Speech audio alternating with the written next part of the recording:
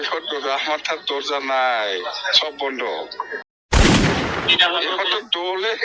অবস্থা নাই, হয়তো বৈঠক শক্তিশালী হয় নাকি দলে দলের অবস্থায় নাই, হয়তো বৈঠকটা কিবা শক্তিশালী হয়। गाइस बिराद बेस्थ मानसिनि लाइफआ बेफोरबायदिनि बेस्थ'जों दिन थांबाय थायोब्ला माने लावलाबायनो बारा टाइम नाङा होननायसो आरो नङा होमब्ला दा जिखुनु बे साननैसोआव भिडिअ'आव फैनो हायैनि खारनानो जाहैबाय गोबां बेस्थ' आरो लोगोसे बिराद गुजुदों आरो गगा मोनदों आरो भिडिअ' बानायब्लानो हातसिउलाबायनाय गुजुलाबायनाय अबस्थाया जादोंमोन आरो बिनि थाखायनो माने भिडिअ'आव फैनो हायाखैमोन लोगोफोर। दा निमाहा बियो। दा मानाव गेदेर महिलारि सार बिथाङा दिनै मा बुंदों बेखौथ' नोंथांमोना एसेबाबो नुदोंबा। दा बे जाहैबाय UPPL दोलोनि थाखाय दिनै BPFनि दरजाया माने खुला गैया आरो माने बन्द क्ल'स होननाय जादों माने क्ल'स होनबाथाय खोथायानो जोब्बाय नङा होमब्ला माने फांनाय दरजाखौ मालाबाबो हाबनो नागिरबाबो हाबनो हानाय नङा आरो बेफोरबायदि अबस्था गेटफोरखौ फांबा नङा होमबा। दा बिथांमोना दिनै मानो बेफोरबायदि बुंजानो गोनां जाखो। दा आसल माने ओंथियानो जाहैबाय थांनाय 5 बोसोर सरकार सालायनायाव बेफोरबायदि बुंनो फोरोंनाय बेफोरबायदि बाथ्रा UPPL दोलोआनो फोरोंनाय जादोंमोन नङा होमब्ला। दिनै बिथांमोना गावसोर माने उल्था बुंजानो गोनां जाफिनबाय आरो दा दुखुनांथाव। दा दिनै UPPL दोलोआ फैगौ MLA इलेक्सननि थाखाय माने गोबां माने जायगायाव केम्पिं खालामदों आरो हाग्रामा महिलारि सार बिथांखौ गोबां बायदिसिना बुंनानै सोंखारिनाय आरो रोनावलाबायनाय जेनाखि ससियेल मिडियायाव गोब्रामनाय बेफोरखौ आं गोबां नुबाय थादों आरो खिन्थु बिथांमोननि भिडिअ'खौ आं लाबोथ'नाय जायाखै दिनै। दा बुंनो गोनां बाथ्राया बिसो दिनै सिन्था खालामदो बिथांमोना 5 बोसोर सरकार सालायनायाव जोंनि रायजो राजाफोरनि नोजोराव मा सावगारि बेरखांदों, मा सल' खनबोदों, रायजो राजानि मा मोजां खामानि मावदों बेखौ दिनै रायजो राजाफ्रा माने Aनिफ्राय Zसिम नुखानाय आरो रायजो राजाफ्रा बेयाव माने खुनु माने गोनो गोथो जानांगौनि खोथा गैया। आरो UPPL दोलोआ दिनैहाय मा जादों 100आव 100% बिथांमोनहा लोरबां जादों जिहेथु बेंगुरा जादों माने मा होनो बिदिखौ पेरालाइसिस जानायफोर बायदि जाबाय आरो बिथांमोना आरो बिथांमोनहा सिखारफिननो हानांगौआ जोबोद गोब्राब आरो माब्लाबाबो हानाय नंला होननानै बिथांमोननि दोलोखौ बुङोब्लाबो माने गोरोन्थि जानाय नङा रायजो राजा नोंथांमोन नङा होमब्ला। दा सिन्था खालामदो सासे पेरालाइसिस जानाय जेनाखि बेक्तिया मोजां फाहामथाय एबा अजा मोनबासो हामगोन नङा होमब्ला आरो मोनाब्लाथ' माने बिदिनो थाबाय लास्टआव बिदिनो लावलाला लाङो आरो दा बेबायदि अबस्था रायजो राजा नोंथांमोन। दा दिनै UPPLआबो दिनै बे अबस्थायाव दङ आरो दा दिनै बिथांमोना गावसिनि दोलोखौ स्ट्रं खालामनो गोबां BPF दोलोखौ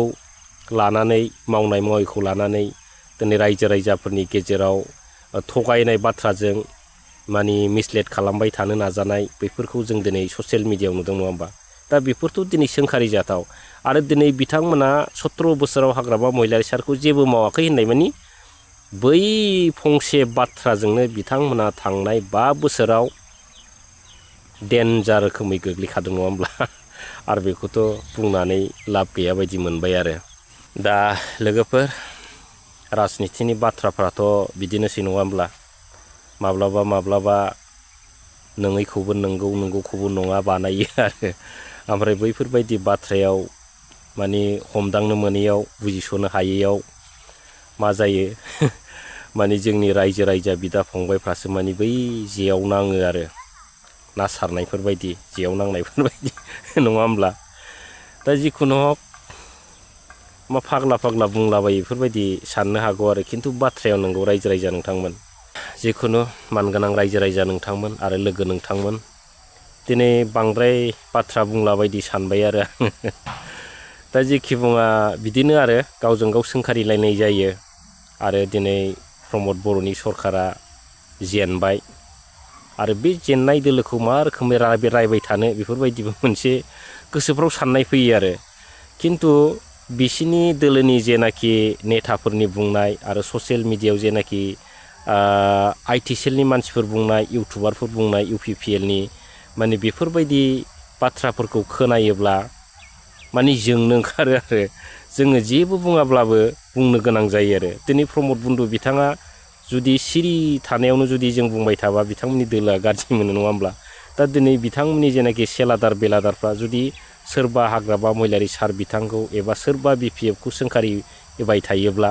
जोंबो दुखु मोनो आरो जोंबो बुंनो गोनां जायो आरो नङा होमब्ला नङाबा जोंबो माखासेखिनि सिरि थासिगौ आरो माने हरनि समाव उन्दुनायफोरबायदि माने 8-9 घन्टा उन्दुनानै सिरि थानायफोर बायदि आरो नङा होमब्ला दा बिथाङाथ' सरखारखौ सालायदों 5 बोसोर नङा होमब्ला ओरैबायदि सरखार सालायदों बेखौथ' बुंनो नांला रायजो राजाफ्रा मिथिगौ आरो फैगोन समाव MLA इलेक्सना जानो थांगासिनो दं दा बिनि थाखाय बिराद माने साखाफारा जादों आरो नंबां जाबां बाथ्राफोरखौ लानानै ससियेल मिडियायाव रोनावलाबायनाय जेनाखि माबाफोरखौ जों नुगासिनो दंलाय आरो नङा होमब्ला दा दुखु गोनां बाथ्राया बेसो आरो दा मोननै दोलो एबा मोनथाम दोलोआनो जा मोनसे खेलायाव एबा फुटबल खेलायानो जा माबा मोनसे खेलायानो जा नङा होमब्ला बै खेलानि गेजेराव समान समान जुदि जायोब्ला प्लेयारफ्रा मोननै मोनथाम ग्रुपआ माने बेफोरबायदिबासो माने नायनोबो मोजां मोनो आरो नङा होमब्ला माने आरो मोनसे दोलोआ जुदि दुरबलबा माने बादायलायनायाव माने नायग्राफ्रा मोजां मोना आरो माने मासे दुरबललै बे दोलोआ होननाय जायो आरो दा नंखायनो माने स्ट्रं जानांगौ आरो मोननै दोलो मोनथाम दोलो माने बादायलायनायाव गोरा जाबासो माने बादायारि बिथांमोनाबो गोसोआव सान्थि मोनो आरो बेजों लोगोसे साखाथि फाखाथि थानाय नायग्राफोर खोनासंग्राफोर नङा होमब्ला बेफोरबो माने मोजां मोनो आरो माने बोलो होनो लुबैयो आरो सोरबाबा माने एसे हख्रावफानो सोरबाबा माबा मोनसे जै होफानो बेफोरबायदि जायो आरो मानसिनि गोसोआव नङा होमबा दा जिखुनु फैगोन समाव प्रमद बन्धु बिथांनि UPPL सरकारा हाजारखि थैथां नाजा माने उन्दुनानै गाबो ना जिरायनानै गाबो ना बेलथायनानै गाबो ना गसंनानै गाबो जेरैखि सिन्था भाबना खालामनानै गाबबाबो बे प्रमद बन्धु बिथांनि सरकारा बे जोंनि BTCआव मालाबाबो फैफिनला रायजो राजा नोंथां दा बेवहाय खाथां आरो दा बिनिखायनो दिनै रायजो राजाफ्रा सोरबा UPPL दोलोनि नंबां जाबां बाथ्राफोर बुंनायफोरखौ माने मेलेमाव सोनाय मानि बे गाव गावनिसो लस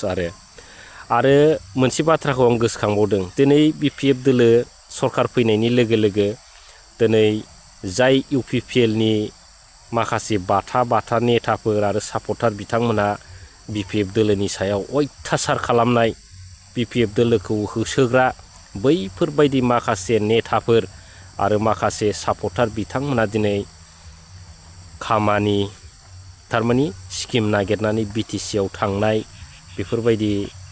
लोब लोब स्किम बिनाय अबस्थाखौ जों नुदों आरो थारैनो फैगोन समाव माने 100आव 40%खौ UPPLनि नेताफोर आरो UPPL सापर्टारफ्रा माने BTCनिफ्राय खामानिखौ मोनगोनखौ आं नुहुरदों आरो दा जोंथ' बहुद जायगायाव थाङो बबेबा DOF होन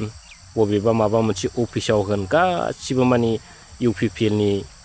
सापर्टार आरो नेताफोरखौनो जों नुबाय थादों रायजो राजा नोंथांमोन दा आं बे बाथ्राखौल' बुंनो गोसो जादों दिनै जाय दोलोजों जोंनि BPFआ